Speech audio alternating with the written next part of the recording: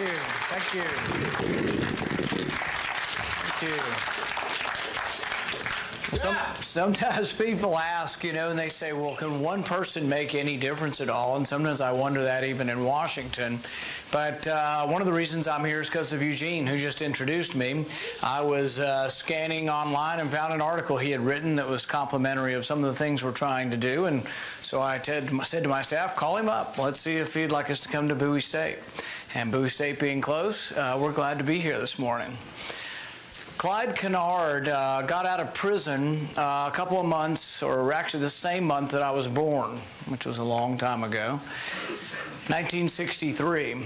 And the reason Clyde Kennard went to prison is that his crime was that he was trying to enroll in Mississippi Southern.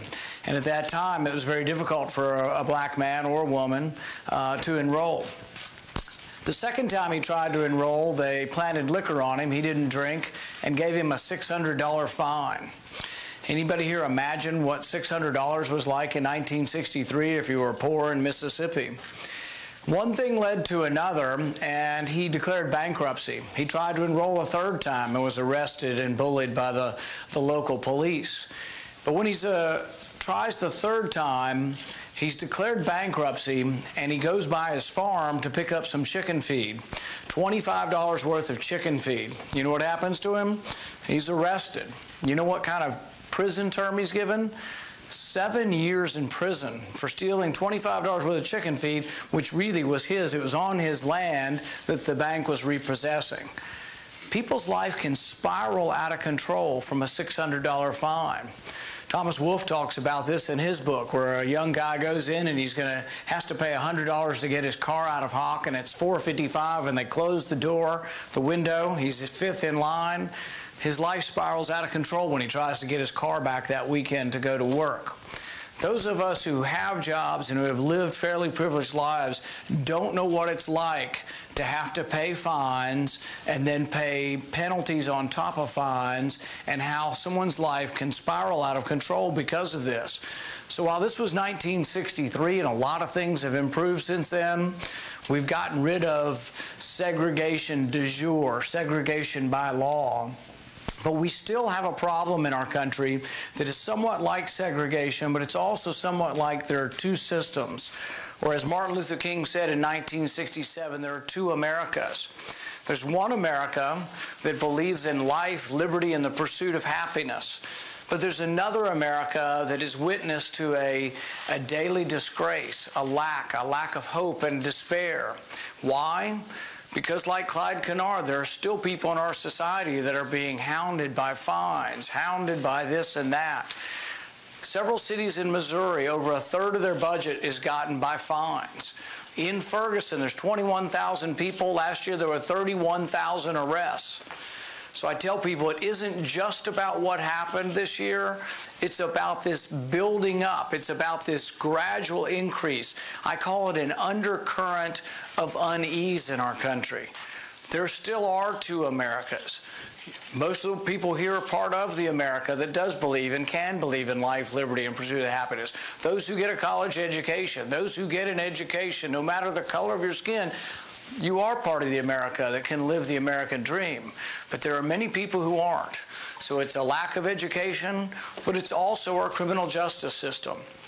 As I've learned more about the criminal justice system, I've come to believe that it is something that is going to keep these two Americas separate. There are so many things, one after another, that are I think, unjust and making it unfair for people. If you look at New York City, $500 million in fines, about a third of the budget, 25 to 30% of the budget is done by fines in New York City. What reason do we have to have politicians telling the police that they have to take someone down for selling a cigarette that's not taxed? Couldn't we give them a ticket? Couldn't we say move on? Aren't there a lot of other ways than saying, and I don't blame the police, I blame the politicians. The politicians write these rules, so we can change the rules at any minute. So I've said I want to be part of changing some of those rules. I was at the White House last week and met with the president. Now, he and I don't agree on a lot of stuff, But on criminal justice, we do. So there was about 8 Republicans and 8 Democrats, the ones who think that we should start changing some of these laws. One of the laws that bothers me the most is something called civil forfeiture. Civil forfeiture is where the government can take your stuff, whether they've convicted you of a crime or not.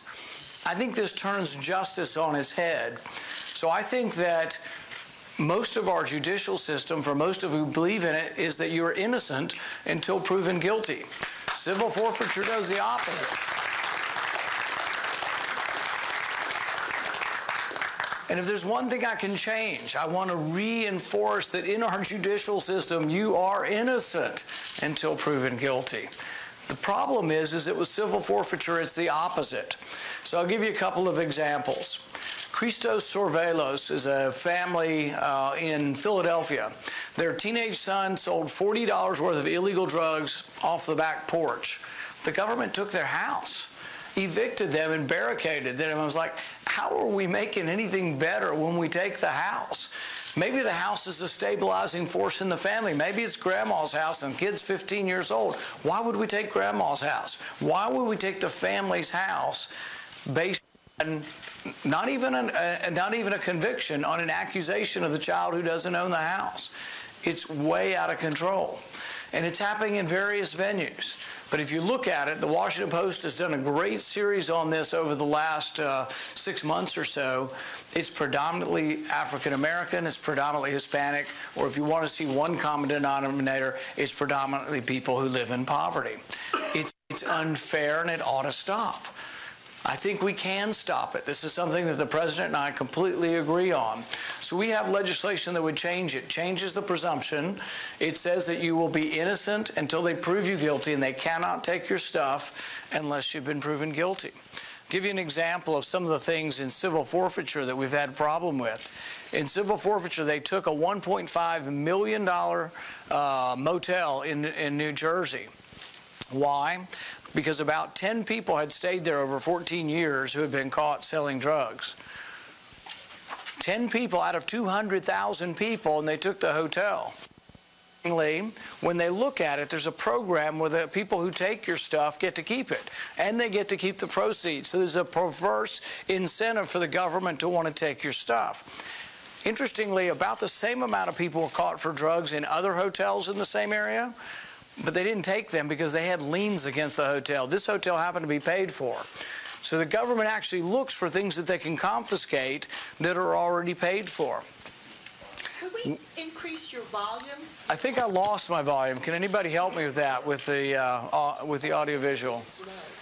All right, we'll have somebody look into it. It dropped about a minute. Yeah, and I think that's all I've got naturally to give you. So. Other than civil forfeiture, there it's coming back. Other than civil forfeiture, there are a lot of other things that we need to fix in our society. One of them is something we call mandatory minimums. What mandatory minimums do is say that if you commit an infraction, that you have to serve a mandatory sentence, sometimes 15 years, sometimes life in prison. I'll give you an example. Weldon Angelos was a 24-year-old kid, and he sold $300 worth of marijuana. He got a mandatory sentence of 55 years. That's outrageous. 55 years in prison for selling $300 worth of marijuana. You can kill somebody in Kentucky and be eligible for parole in 12 years. Something is wrong here. To compound this, there's a racial outcome to this. I don't think there's a racial intention, but I tell people that I think they're not looking if they don't think that the incarceration problem in our country is not skewed towards one race. I don't think it's purposeful, but I do think it is actual and it's real, and we should do something about it. 55 years in prison for selling marijuana. Timothy Tyler was a guy 23 years ago. He was 23 years old. He was a deadhead and doing LSD, things that you shouldn't do. So I'm telling you, if you're in college, don't do that. But the thing is for that crime of sending some LSD through the mail and for using LSD, he got life in prison. He's now 46 years old, and he's been in jail for 23 years. This is just out of control and insane. Jill Lockwood's 31 years old. She was writing a false prescription for herself for Lortab. Lortab is 95% Tylenol and 5% hydroxycodone. So 95% of the weight is actually a legal drug. They put her in jail based on the weight of the whole drug. She's in jail for 15 years for writing a prescription for herself. She was an addict. Let her have treatment, punish her, do something to her, but don't put people in jail for 15 years. This is all done through mandatory minimums. I personally think judges should get more discretion. Most of the judges, Republican and Democrat, are balking at this. They're saying, give us discretion to hear what the young person did, listen to the facts of it, listen to whether they're remorseful, listen to whether or not they can work, listen to whether or not we could have another means other than incarceration. In 1980, there were 300,000 kids in our America who didn't have a father because their father was in prison. There's now 2 million kids in America without a father in prison. For those who think family structure is good, if we're four families with a mother and father around, we need to be for fixing the criminal justice system. If we look at mandatory minimums, civil forfeiture, and then we look at other problems we have in our society, one of the problems we have is employment. So as Republicans, we're big on saying, well, we don't want people permanently on welfare. We want them to transition from welfare to a job. They look back at us and people say, well, how am I supposed to get a job? I was a convicted felon. I did a felony when I was 21. I'm 40 years old and still nobody will hire me. There has to be a way to figure out how we can get people back to work.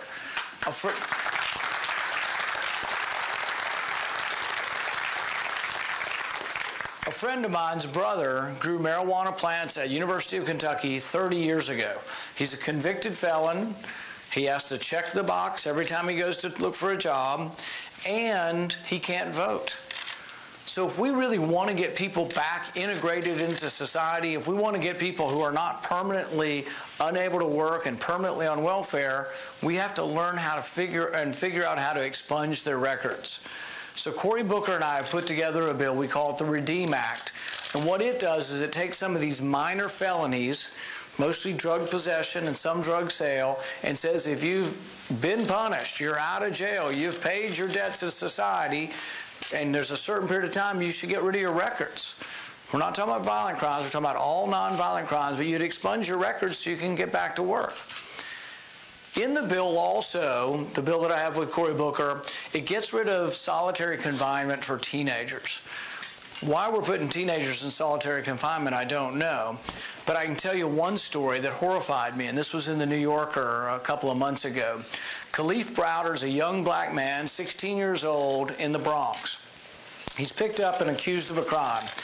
I have no idea whether he committed the crime or not, but I can tell you that it's a crime against what America stands for, that he was sent to Rikers for 3 years in solitary confinement, not the whole time, but many trips to solitary confinement, for 3 years in prison, and he was never tried. Have these people not heard of the Sixth Amendment? Have they not heard of a speedy trial? Khalif Browder tried to commit suicide 3 times. Now, I don't know what happened to him in Rikers, but it certainly wasn't good. It certainly wasn't fair, and it certainly wasn't American to keep a guy locked up with no trial for 3 years, and we ought to change it.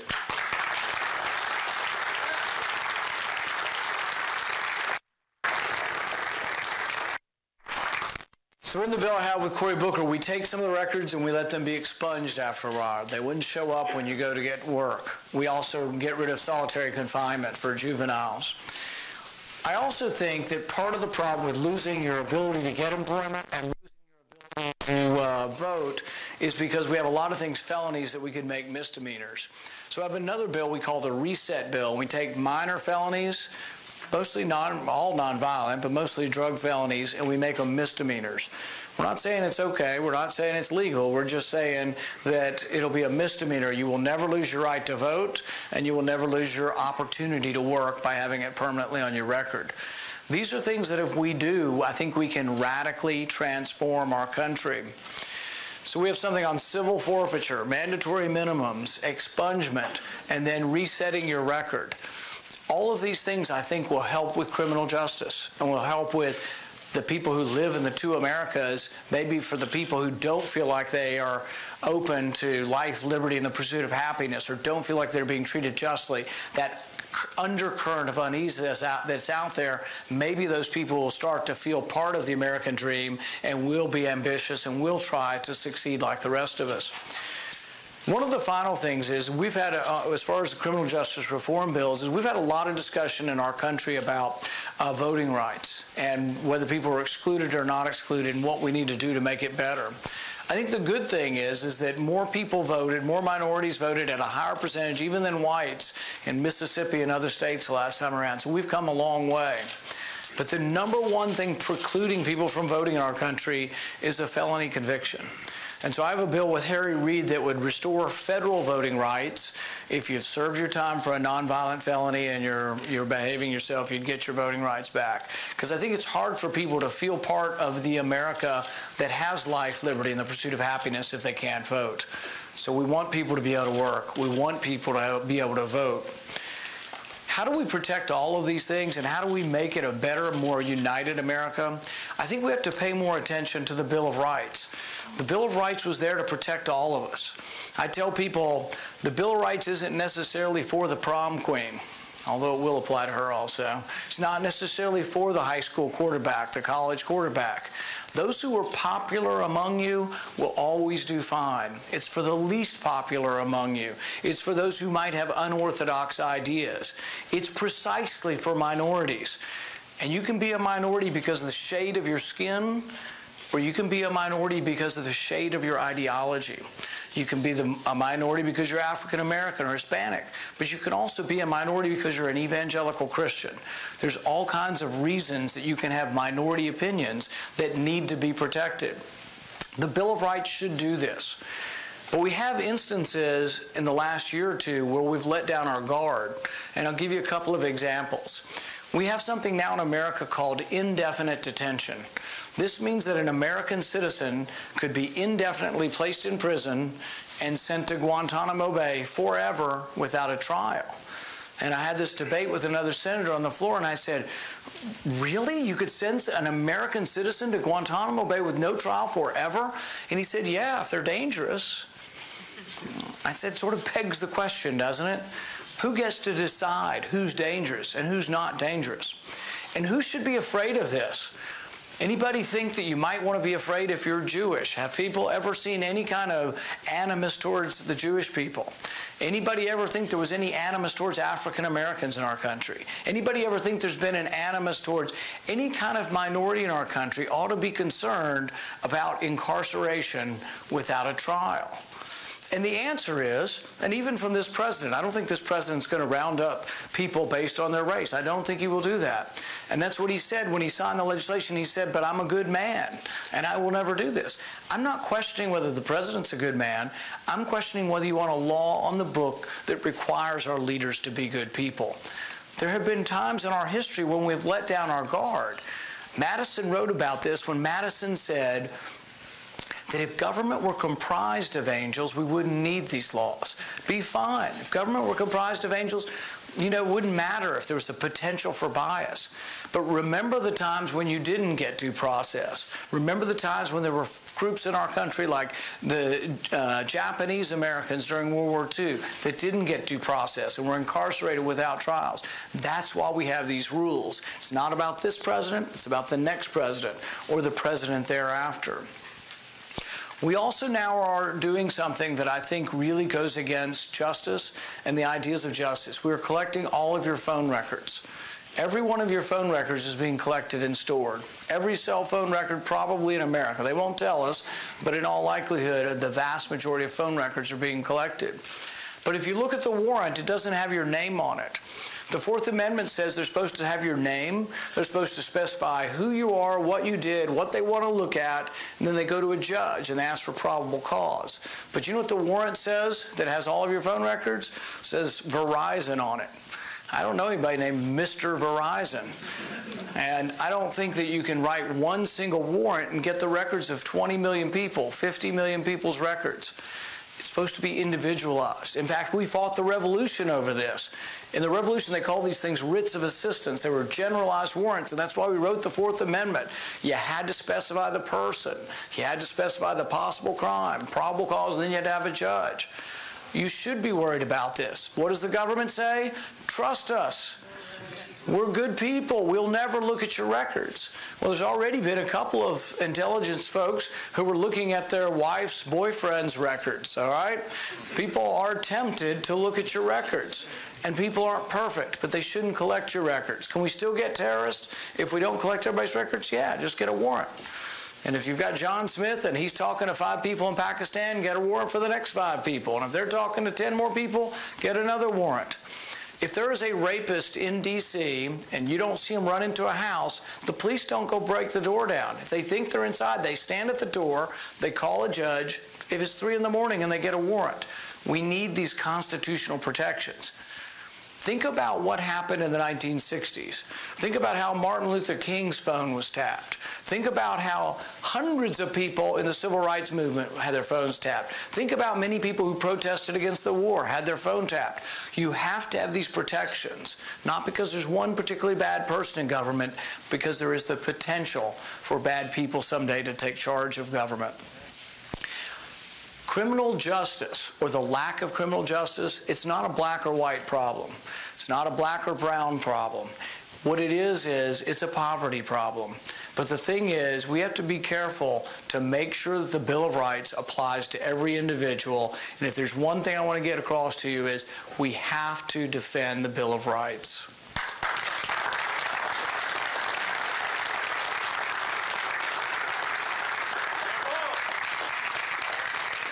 I think there are 2 other areas in which there are 2 Americas still, and where we need to try to figure out how we can unite the 2 Americas. The other's in education. If you're here at Bowie State, or you're visiting and you went to school, you went to college, or you're working, you succeeded. You're part of the America that's going to be able to go after the American dream, life, liberty, pursuit of happiness. But if you didn't get into school, or you went to a crummy high school or a crummy junior high, you know, you're going to be in one of the other Americas. In fact, the statistics are startling. If you look at graph after graph, who went to school, who waited and had their kids after they were married and went to school, it's like night and day, here and here. So there are 2 different Americas. How do we equalize education? Education is the great equalizer. We fought for Brown versus the board in the 50s. We got the schools together. We got integration. But there still is a lack of equality in the schools is the best way to put it. I went to public schools, but they had calculus in my school, physics, chemistry too, biology too. I had anatomy and physiology in high school. So I had a great public school. My kids have gone to public high school. But all public schools are not created equally, and there still is a problem. And a lot of the problem, I think, can only be fixed if we allow more innovation. That means less rules from Washington, allow more competition, allow people to choose which school they go to in each of the cities. And if there's a better school in the suburbs, let people drive out to the suburbs if they want to go to that school. School choice will allow schools to be equal. But right now, I think our concern is that the people making decisions are the educational establishment and not the parents. But if you watch the movie Waiting for Superman, I defy you to watch that movie and not have a tear come out of your eye looking at the people trying to get into a good school and how these parents are really, doing anything they can to win the lottery to get their kid to go to a good school. We have to figure out how to make education equal all across the board. And finally, what we have to do is we have to figure out how to get economic equality. I'm not talking about some sort of equality of outcome. I'm talking more about equality of opportunity. I think that we have to look at something new. We've tried passing money out. Look at my state. Appalachia's gotten money for 60 years. We tax everybody in the country, and then we send it to Appalachia. But it hadn't worked. Appalachia's still as poor as it ever was. We have pockets of poverty in Louisville, just as poor as they ever were. The problem is if you give me the money and ask me to give it to somebody, people in government don't know who to give it to. So we give it to John Smith and we say, oh, here, you open a business. We don't know if John Smith or Mary Smith is good at opening a business. The marketplace does, though. Every day when you go out and you spend your money at a restaurant or a Walmart or a Target or a Kmart, you're spending your money and you're voting on which businesses will succeed.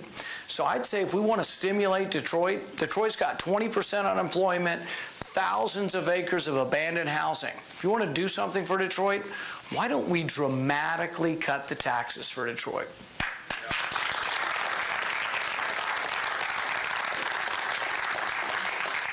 Jack Kemp was the first one to talk a lot about this. He called them enterprise zones. I call them economic freedom zones. What we do is we take tax cuts to areas that have high unemployment, low growth, and high incidence of poverty. And then what we do is dramatically cut the taxes. Not a little bit. We can almost completely wipe out federal taxes so they can have more money. So in Detroit, it would be a $1.3 billion tax cut.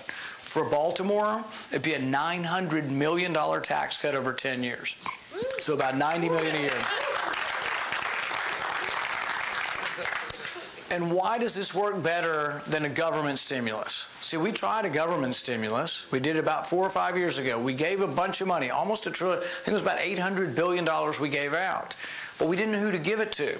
So when they divided it up, it was about $400,000 per job. But if you give it back to the people who are already in, like in Baltimore, even though Baltimore has pockets of poverty, there are businesses there that are succeeding. You don't want to give it to the brand new person. You don't know whether it'll be good at business. Give it to the person already in business, and they'll hire more people.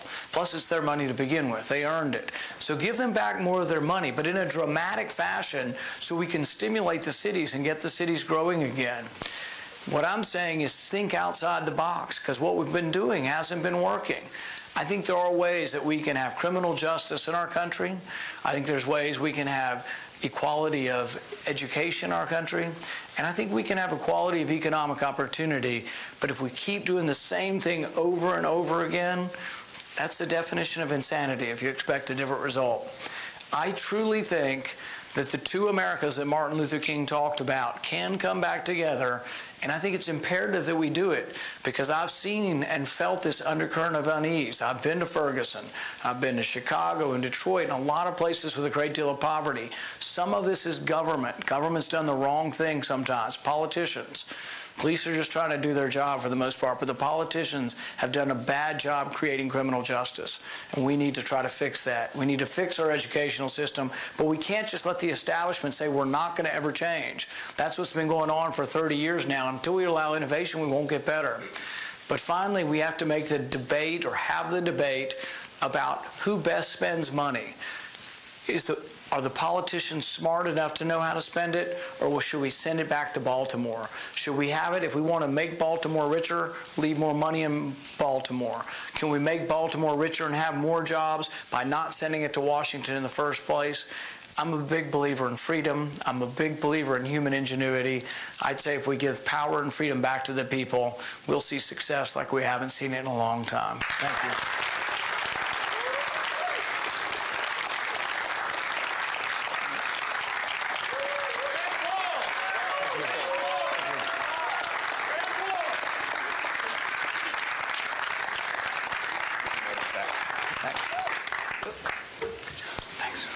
I'd like to introduce our moderator for the Q&A, a gentleman named Nate Ford. He's a Morehouse man, and we're really excited to have him here at Bowie State University. Thank you. Thank you. Thank you. Thank you very much. Thank you for having me. Hello, Bowie State. We're going to go ahead and do the Q&A with Senator Rand Paul, and I just thought it was refreshing to hear him talk on so many different topics, obviously that surround and involve, our quality of life here and elsewhere. First question, Senator Paul, could the federal government provide incentives for businesses to hire ex-offenders? Yeah, I think the best way to have an incentive is to get rid of the record, basically. So expunging the records, I think, is one of the best ways to try to get ex-offenders back to work. And I think particularly, we're talking about millions of people.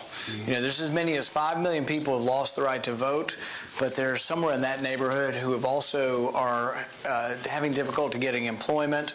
And so if you allow people to expunge their records, there have to be some exceptions, obviously. If you're a sex offender or, child molester, things like that don't go away. Sure. And so violent crimes stay on your record, but if you smoke some pot or grew marijuana plants in college, I think you got to get a second chance. Absolutely. And speaking of smoke some pot, unless you do it at Bowie State, then I think you're going to get evicted. So don't do it. Second question, and just to kind of expound on that, please explain your federal medical marijuana bill and the role of the federal government in drug policy. This is another bill we introduced this week with Cory Booker and I and Kirsten Gillibrand, who's a Democrat from New York. And what we do with it is we try to say that the federal government won't interfere with states who want to have a medical marijuana. And one of the things we've done is there's schedules for drugs, Schedule 1, 2, and 3. 3 is pretty much most everything, but 2 is somewhat restriction. 1, it's almost impossible. Even most physicians can't prescribe Schedule 1. Well, marijuana is a Schedule 1, so we can't research it, and most doctors can't prescribe it. I'll give you a couple of examples of people who do use marijuana for a benefit medically. My political director's father-in-law has MS. He's confined to a wheelchair, and when he lived in Arizona, he used to use narcotics legally. A doctor would prescribe OxyContin and hydrocodone and narcotics, and they sedated him, and he really didn't like the feel from it, but he has a lot of pain and discomfort with MS. Then he tried medical marijuana, and he felt like it helped him. It helped him with his appetite, helped him to deal with his disease. But now he's in Virginia and can't do it. So I think there are reasons to allow doctors to prescribe it more easily, allow more research to happen. There's also kids. Some kids have so many seizures that it's just not controllable. They have like 100, 200 seizures a day. Their brain doesn't develop, and they remain mentally stunted from the seizures. Most of these kids are on all the traditional seizure medications, but they're now talking about cannabis oil without the THC. So they actually purposely take the THC, which is the part that makes people get high. They take it out, and then they give this oil to the kids, and some are showing some benefits. Does it need to be studied? Yeah, it needs to be studied, but I think parents that are at wit's end with their kid on 7 or 8 seizure medications ought to have a chance. But I think there's a great deal of popularity in the public. I don't know if your Congress is ready to pass it yet, but the public, I think, is ready. Thank you.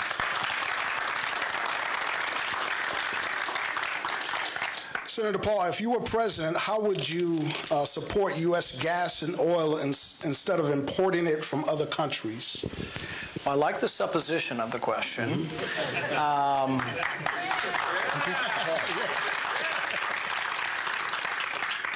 You know, one way to be independent and to have a growing energy industry in our country is we have to compete with everybody around the world.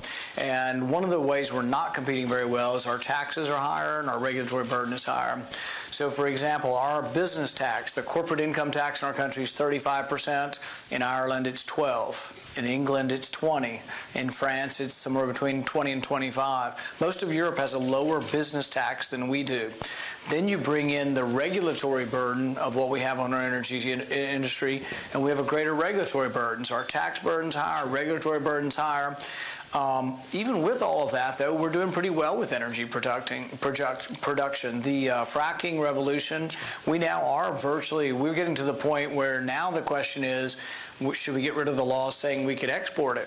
Because we're actually now where we could actually export oil. There was a law passed in the 1970s saying we weren't allowed to, but now people are talking about actually us becoming such a leader that we export it.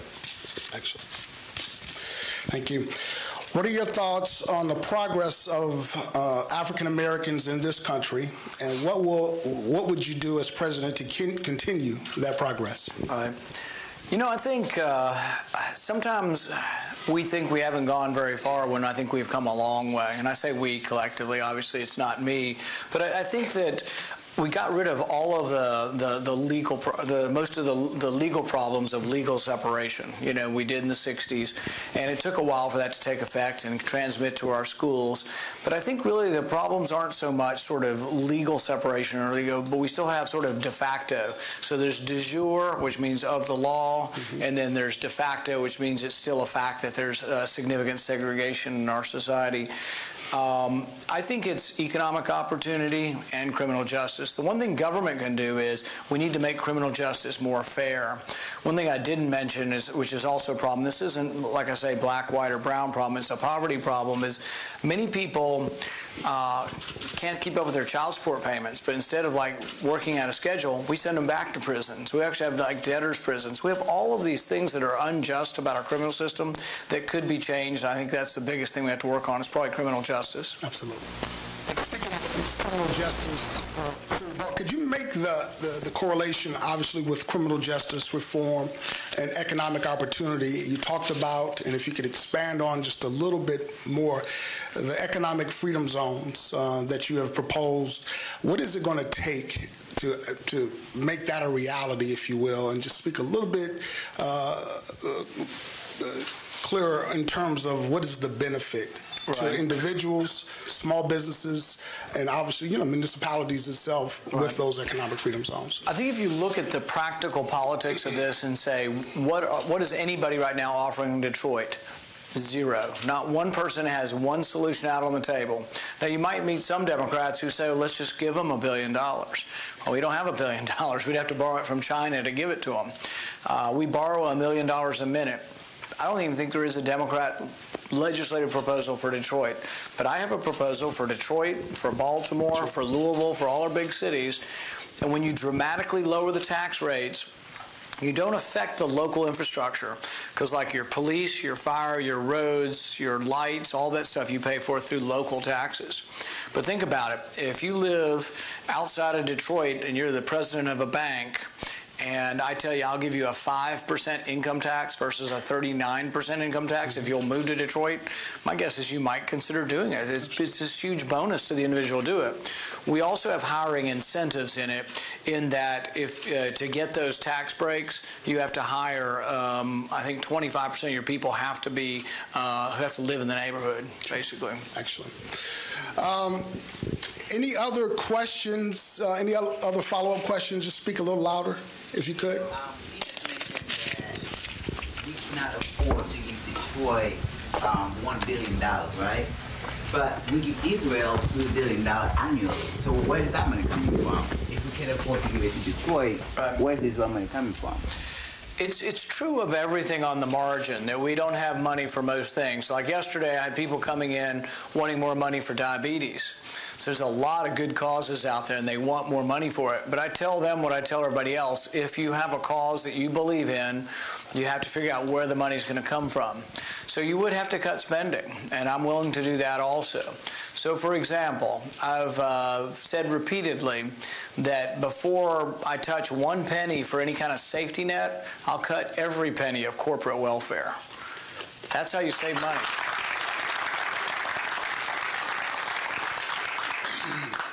I think, Senator Paul, when you first came to the Senate, you had talked about looking at eliminating, cutting spending by $500 billion over, is it 10 years, 5 years or 10 years? Right. Could you speak a little bit more about that? And when you look at, and this is, I think, a good point, because some people think, well, Republicans are for no government. Republicans are for cutting everything. There'll be nothing left to help the poor. And that's not really true. We're mostly for not spending money that doesn't come in. So when people say you're not for any government, I say, well, look, I'm for $3 trillion worth. That's how much comes in. That's what we ought to spend. But we spend $3.8 trillion, and we bring in $3 trillion. So there's this huge disparity between what comes in and what goes out. And within the $3 trillion that you have to make some distinctions on what you do.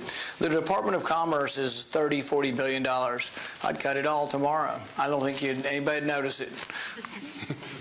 I think no one would notice it was gone. Most of the Department of Commerce is actually going to rich corporations. There's $20 billion worth of direct welfare to rich corporations. On average, there's about over $200 million on average to about 40 or 50 big corporations. So you could eliminate that. There's quite a bit of a lot of different departments that could go, and I'm not sure you'd notice a difference. We've had the Department of Education for, I don't know, 30, 40 years now. But the vast majority of that could go back to the state level and wouldn't have to be done in Washington.